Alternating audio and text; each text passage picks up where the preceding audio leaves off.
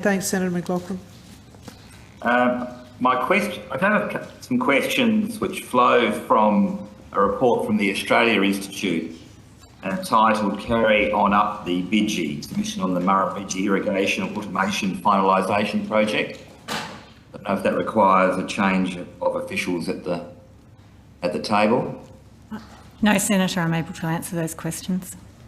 Thank you.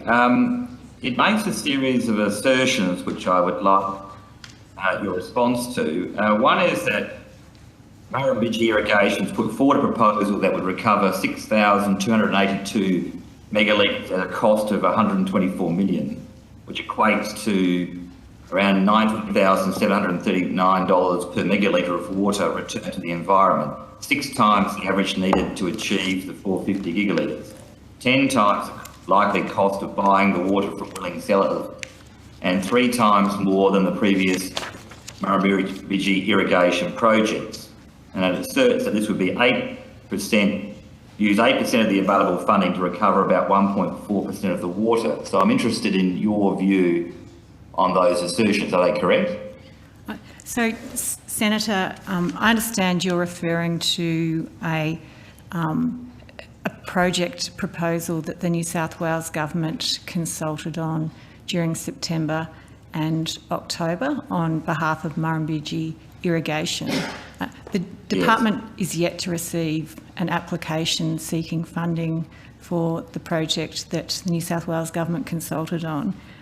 And the Australia Institute report that you refer to is actually the Australian Institute's submission to the New South Wales Government process. So we understand that New South Wales is taking account of all the submissions they received during that public consultation process, and we await the application. We expect to receive an application from New South Wales in the coming weeks, and we expect it to address the issues raised in that report, but I'm not in a position to comment further until we receive an application. Do you have a view, does the authority have a view on what the appropriate price is per megalitre of water, or a range? It really depends on the circumstances, and as you'd appreciate, prices for entitlements not only vary in terms of entitlement class, they vary in terms of region and of course in terms of demand. So we've seen a significant drop in water entitlement prices over the last couple of years as inflows have increased significantly, and entitlements for most of the Southern Connected Basin are up at the 100% mark for general security licences. With projects more generally, I noticed there's in the Goulburn Murray Water Project and in the proposal for Murrumbidgee, they're very large projects with a wide range of sub-projects. So what's the approach taken?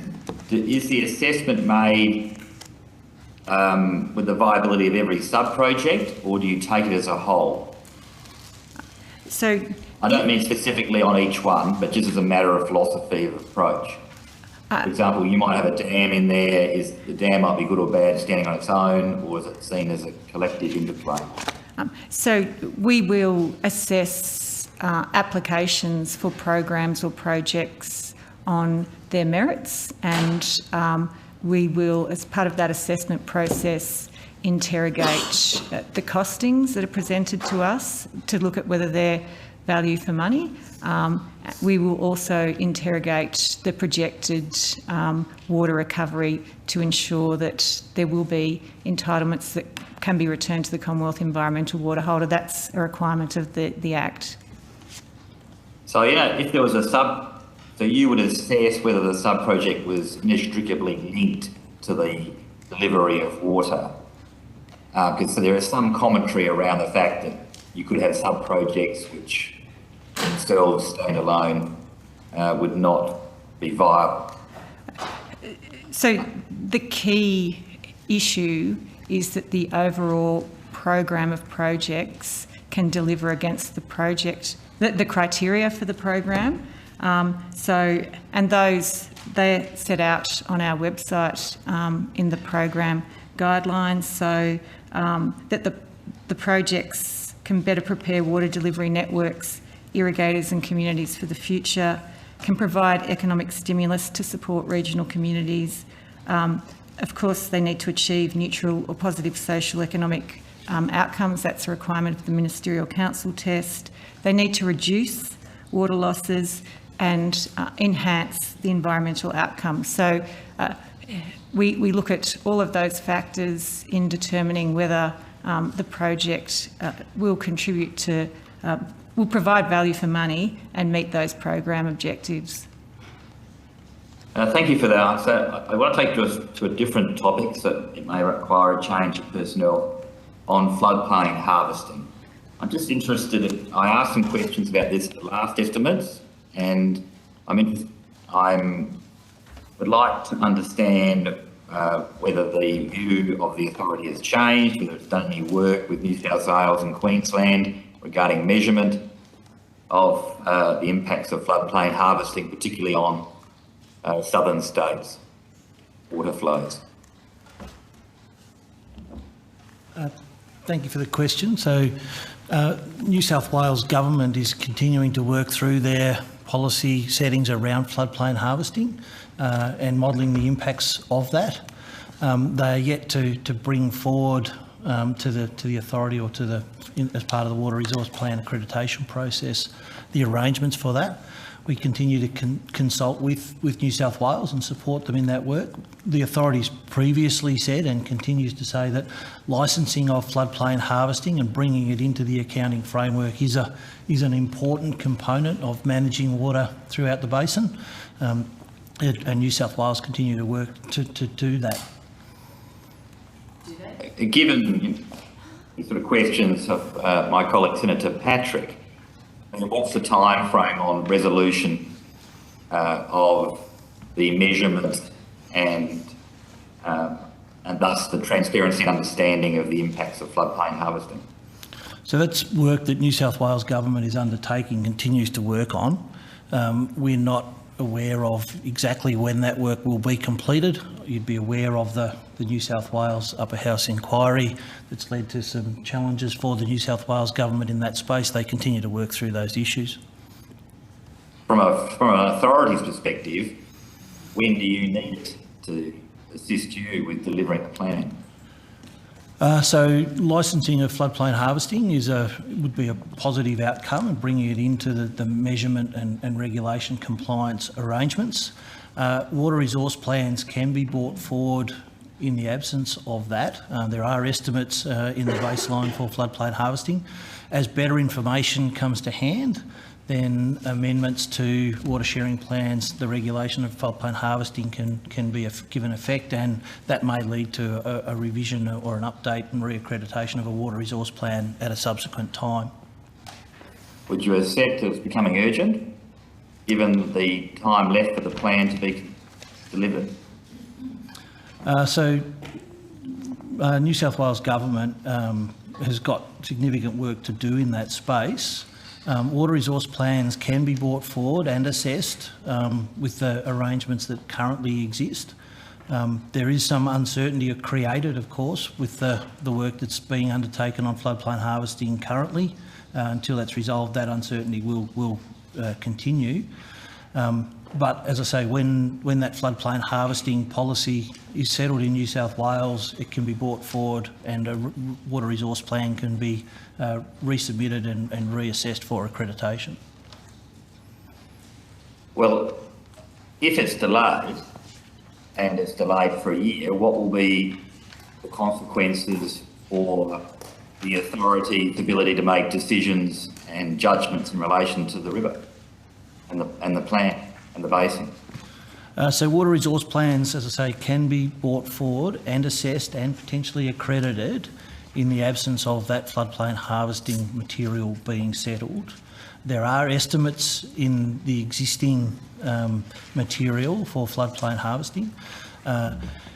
The compliance requirement to comply with SDL, Sustainable Diversion Limit, is not apportioned amongst different forms of take. It's at a water resource level, there are estimates for floodplain harvesting and other forms of take already available, and that would be the basis of water resource plans going forward until this policy matter is settled within New South Wales.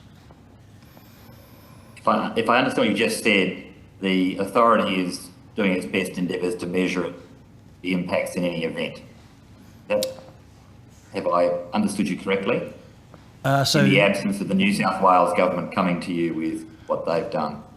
So the New South Wales government does the on-ground measurement of water use in states and brings forward that information. That forms part of the assessment the authority undertakes on an annual basis of the annual permitted take and in comparison to that, the actual take. So we can continue to work with that information. So you have the ability at least to form a view as an authority. That's right. On the impacts of. And have you formed a view that's public in relation to the impacts of water harvesting? So we've just recently published our assessment for the 1920 water year of take in the Northern Basin, which found that in most water resources, SDLs had been complied with. And that includes an assessment of floodplain harvesting amongst all other forms of take. And do you have any projections if floodplain harvesting was to increase? So our understanding from the work that has been done by the New South Wales government to date is that floodplain harvesting activities have increased over time, and for compliance with the SDLs in a number of water resources, that the forms of take will need to be wound back, and most likely that will be in forms of floodplain harvesting. But that is work that's still to be finalised by the New South Wales government. So they're going to have to make an assessment of potentially winding back water entitlements or informal water entitlements. Is that what you said to me? So the mechanism by which the New South Wales government adjusts their forms of take to be compliant with the SDL is a matter for the New South Wales government. The suggestions to date have been that it's likely that some winding back of existing floodplain harvesting will be part of that. Okay. Chair, I'll leave it there for the moment. Thank you, Senator McLaughlin. Senators. Quick questions. Yes, I'd just like to ask around the Lower Lakes Independent Science Review, which was released in 2020. Is that still with the 5 independent experts that gave advice around the Lower Lakes that were largely fresh prior to European settlement and its other findings? Is that still the report which the authority relies for its decision-making and workings? So the review of the Lower Lakes condition, where we had a range of experts look at the body of evidence around that, did conclude that the lakes were substantially fresh over the past several thousand years. That's still heavily, I guess, the piece of work that is the current understanding of that history of the Lower Lakes, yes. And has there been any current updates to that piece of work or additional information that informs your decision making? So that piece of work was actually a review of a range of other studies that have been conducted. That's still the basis on which we are, the understanding of the Lower Lakes as a historic condition. And has there been any other scientific opinion, to your knowledge, which has caused you to doubt the findings in that review? Certainly the condition of the Lower Lakes is a space that is contested by various different scientists, and that's the nature of science in many spaces. It is about exploring differences and uncertainties. There has been other work and other information brought forward. That doesn't necessarily mean that it is better or changes the position. We're obviously interested in the best science at any particular time and evaluate what's available to us. But the work that was done as part of that independent review still constitutes our best understanding of how the lower lakes, their condition over historic periods. Thank you. No more questions, Chair. Thank you.